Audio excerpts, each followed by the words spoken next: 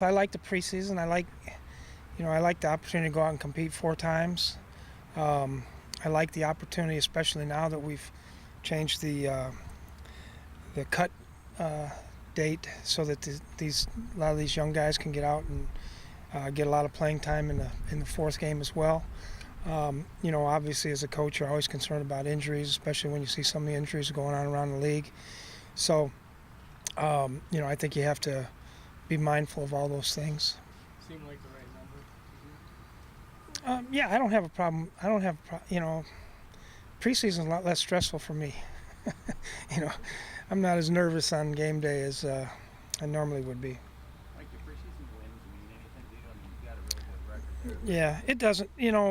It really doesn't. I do think, it's good to win. If we're playing tiddlywinks, I think it's good to win. So I think the competitor part of me is always good. At the end of the day, it doesn't matter, no. But I think the competitive nature of your team, and especially if you got a young team, getting used to winning, I think that's good. So we don't go. I know, I know what the record is, but we don't really go out of our way to win.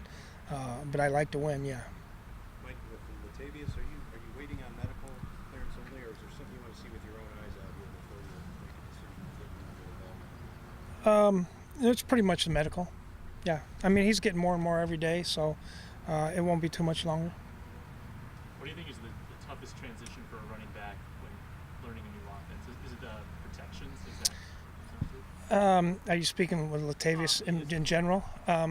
No, I don't think, he's been around long enough and seen a number of different protections, and, through the course of the practice that he's been in and the walkthroughs and things like that, I don't think he'll have an issue with that. I think, getting to know the guys a little bit more, how they block up front, and, when you're chipping a defensive end, where exactly the guy's going to be, those kind of scenarios probably more so than anything.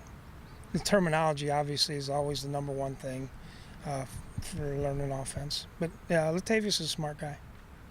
What do you like about what Seattle's defense can do to challenge your offense and kind of give you a good look? Well, it's going to be, number one, I always like playing somewhere that is in the preseason on the road that is, it's going to be loud.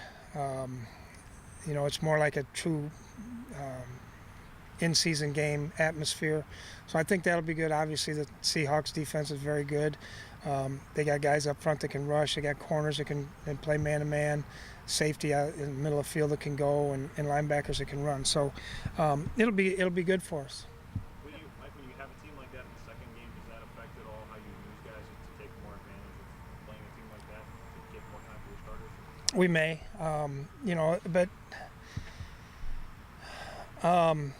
and I haven't told the coaches yet what I'm going to do for the game. But I do think that it's going to give us a chance to evaluate a lot of guys as well, and so you can kind of see them against better players. So we may get some of the younger guys in there a little bit earlier, but at the end of the day, we still have to try to continue to get ready for the regular season. How about with how the first team offense performed in the first game? Does that have an effect on what you want to see out of them? Yes, yeah, definitely. I'd like to see them do better.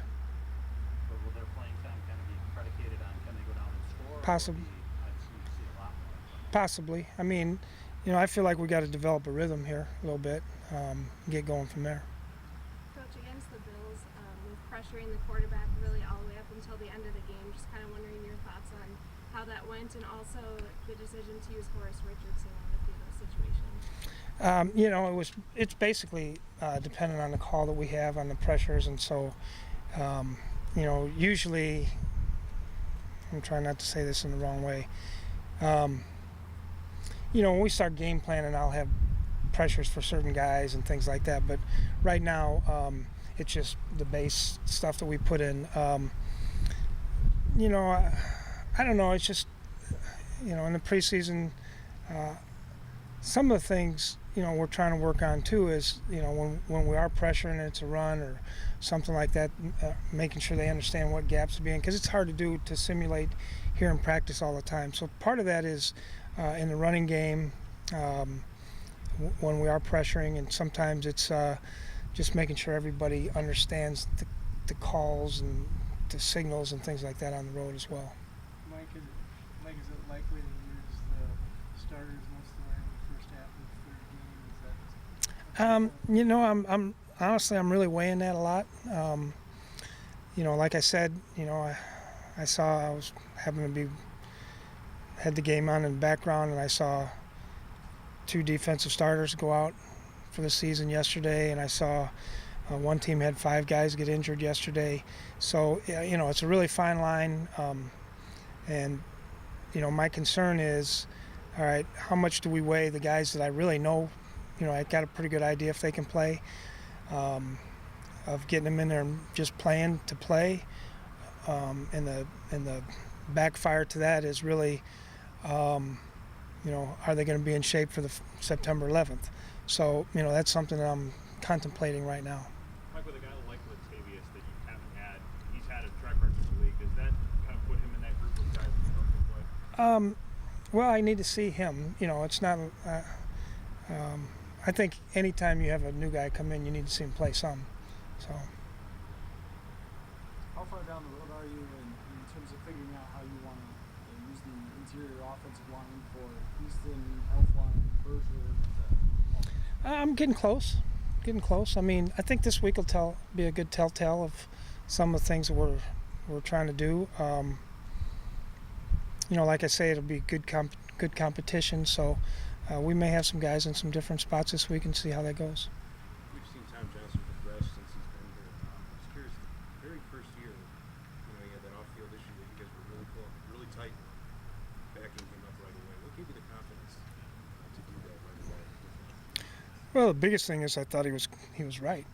I mean, I didn't think he was wrong in what happened, and so that was that. I'm going to try to stick by these guys.